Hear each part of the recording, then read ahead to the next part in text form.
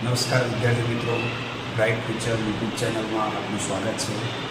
આપણે ફરી એકવાર ચેપ્ટર નંબર 2 બહુપદીનું સ્વાધ્યાય 2.2 એનો દાખલા નંબર 2 એમાં આપણે પહેલો અને બીજો દાખલો તો જોયો. હવે આપણે એનો ત્રીજો અને ચોથો દાખલો જોયો, જેમાં ત્રીજા દાખલાની અંદર આપણને રકમ આપેલી છે 6x² - 3 - 7x. આ દાખલાની રકમની અંદર તમે જુઓ તો ઘણીવાર વિદ્યાર્થીઓને ભૂલ થઈ જાય.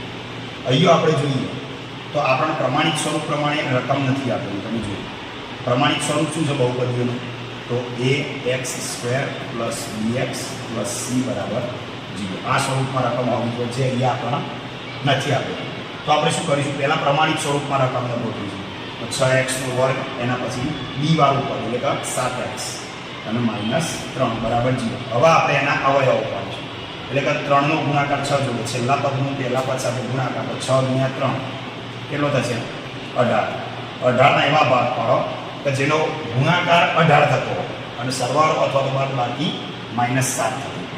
તો આપણે ભાગ પાડીશું 18ના 9 × 18, જેમાં 9માંથી 2 જાય તો 7 વધે અને 9 × 2 કરીએ તો 18 થાય.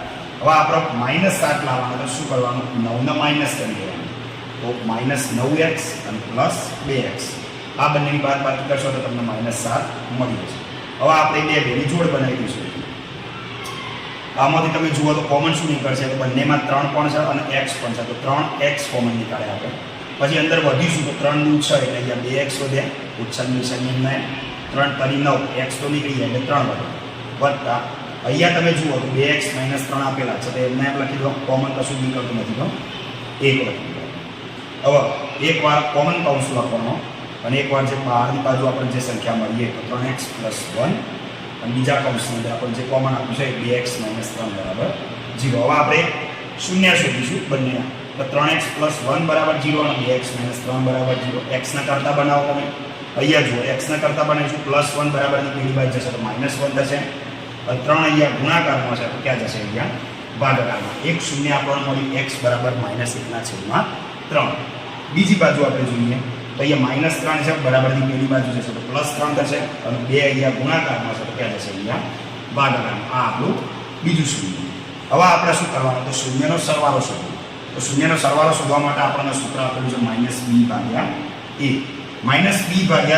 હવે માઇનસ તો સૂત્રનું. હવે b આપણે જોઈએ, b કેટલો આપે છે, આ નહીં જોવાનું, b આપણો આ છે, તો -7 એ આપણે લખીશું. -7 - પ્લસ થાય તો આપણને શૂન્યનો સરવાળો મળશે 7/6. એવી જ રીતે શૂન્યનો ગુણાકાર, તો શૂન્યના ગુણાકારની અંદર એનું સૂત્ર છે c/a. c આપણે અહીંયા જોઈએ તો -3 જે આપણે લખી દીધા અને a એ આપણો 6. એવી જ રીતે આપણે હવે જોઈએ દાખલા નંબર 4. તો દાખલા નંબર 4 ની અંદર રકમ તમને આ રીતે આપેલી છે, તમે જુઓ 4u² + 8u, જેની અંદર c નહીં આપે. તમે જુઓ અચળ પદની કિંમત આપેલી નથી, તો c ની વેલ્યુ અહીંયા આપણે 0 લઈશું. હવે આપણે જોઈએ તો આનો ભાગ પાડવા માટે તો એકદમ ઈઝી રીત છે. તમે જુઓ કે અહીંયા બંનેમાં કોમન શું છે, તો બંનેમાં 4 છે, 4 × 8 4, u પણ બંનેમાં કોમન છે, આપણે 4u કોમન લઈ લીધા. તો અંદર શું વધે કૌંસમાં, તો અહીંયાથી 4u નીકળી જાય તો u, અહીંયાથી 4u નીકળી જાય તો અહીંયાથી વધશે ખાલી 2. તો આપણી પાસે બધું 4u અને કૌંસમાં u + 2. હવે બંનેને આપણે શૂન્ય શોધીએ તો 4u = 0 અને u + 2 = 0. 4u માં 4 ગુણાકારમાં છે, બરાબર પેલી બાજુ જશે તો ક્યાં જશે, ભાગાકારમાં. એનો ભાગાકાર કરીશું તો u બરાબર મળશે આપણને 0. જ્યારે u + 2 એની અંદર +2 ના બરાબરની પેલી બાજુ લઈ જશું તો આપણને શું મળશે, -2. હવે આપણે એની અંદર શૂન્યનો સરવાળો, શૂન્યનો ગુણાકાર જોઈએ તો શૂન્યનો સરવાળો જેનું સૂત્ર -b/a. અહીંયા આપણે b જોઈએ તો 8 આપે છે, અહીંયા પ્લસની નિશાની છે, આપણે સૂત્રનું માઇનસ તો -8 છેદમાં a કેટલો આપે છે, અહીંયા 4. આપણે છેદમાં લખ્યા 4, છેદ ઉડાડો 4 × 8 તો જવાબ આવશે -2. આ આપણો શૂન્યનો સરવાળો. એવી જ રીતે શૂન્યનો ગુણાકાર આપણે જોઈએ તો c/a. અહીંયા c ની વેલ્યુ તો આપણને આપી નથી, તો આપણે શું લખી દઈશું, 0 0 ના છેદમાં 4, તો એની વેલ્યુ 4, 0/4 જવાબ આવશે 0. તો આ હતો આપણો સ્વાધ્યાય 2.2 નો દાખલા નંબર 3 અને 4. તો આવી જ રીતે બીજા વિડીયો જોવા માટે અમારી યુટ્યુબ ચેનલને લાઈક કરો, શેર કરો અને સબસ્ક્રાઈબ કરો.